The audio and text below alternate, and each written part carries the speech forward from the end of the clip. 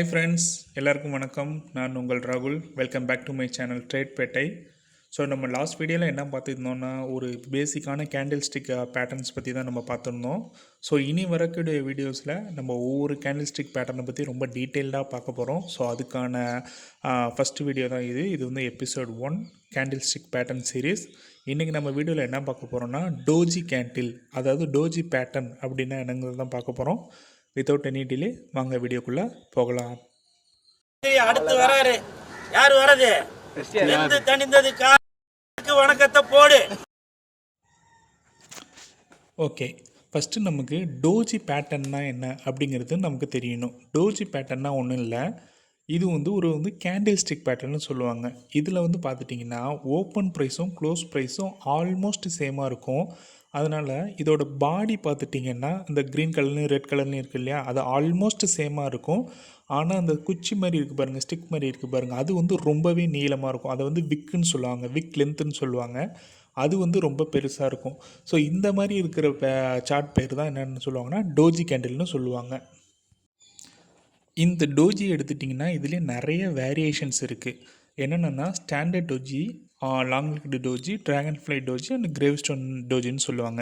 இப்போ இந்த standard doji எடுத்துட்டிங்கன்னா பாடி வந்து ரொம்ப தின்னாக இருக்கும், பிக் வந்து ரெண்டுமே ஈக்குவலாக இருக்கும், ரெண்டு சைடுமே ஈக்குவலாக இருக்கும். ஸோ இந்த மாதிரி பேட்டர்ன் எடுத்துட்டிங்கன்னா அது வந்து ஸ்டாண்டர்ட் டோஜின்னு சொல்லுவாங்க.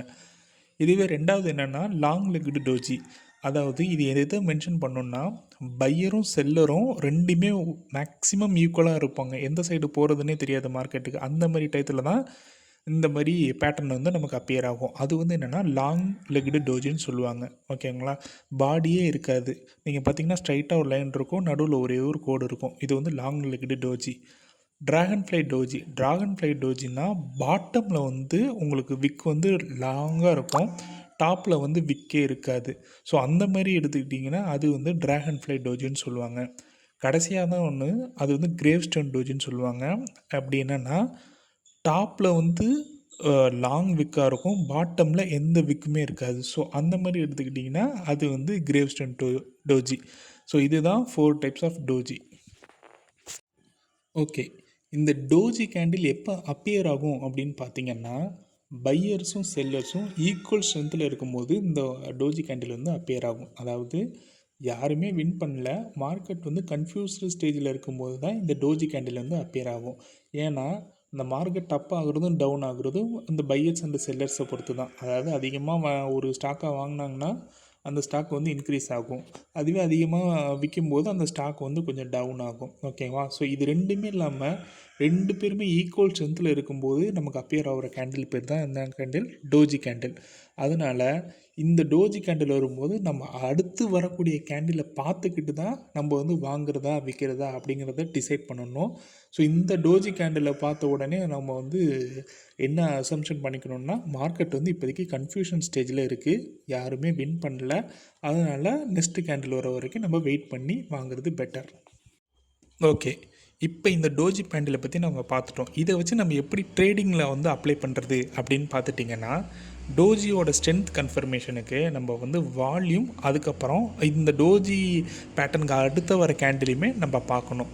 உதாரணத்துக்கு பார்த்துட்டிங்கன்னா, அப் ட்ரெண்டில் டோஜி வந்த அப்புறம் பேரிஷ் கேண்டில் வந்துச்சுன்னா அது வந்து செல் சிக்னல்னு அர்த்தம். அதுவே டவுன் ட்ரெண்டில் டோஜி வந்ததுக்கு அப்புறம் புல்லிஷ் கேண்டில் வந்தால் அது வந்து பைஸ் சிக்னல்னு அர்த்தம். ஓகேவா, ஸோ இதை பேஸ் பண்ணி தான் நம்ம வாங்குறதும் விற்கிறதும் நம்ம டிசைட் பண்ணிக்கணும். ஓகேவா, இதில் இம்பார்ட்டண்டான விஷயம் என்னென்னா, ஒரே ஒரு டோஜி கேண்டிலை மட்டும் நம்ம எடுத்துகிட்டு டெசிஷன் வந்து எடுக்கக்கூடாது.